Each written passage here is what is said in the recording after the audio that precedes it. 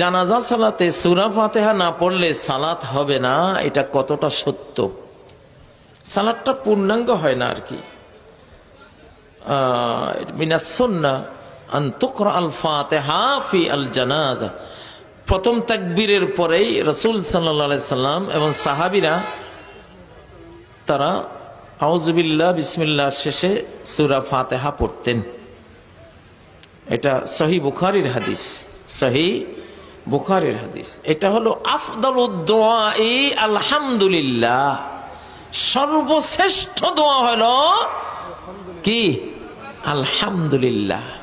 তো সূরা আলহামদুলিল্লাহ যদি না পড়লেন তাহলে তো মুর্দা মানুষটাকে সর্বশ্রেষ্ঠ দোয়া থেকে বঞ্চিত করলেন, ঠিক না? আলহামদুলিল্লাহর মতো কোনো দোয়া আছে কোরআনে? এত বড় কোনো দোয়া নাই। এই দোয়া তো মুর্দার সবচেয়ে বেশি দরকার, এই জন্য এই দোয়াটা পড়বেন ইনশাআল্লাহ।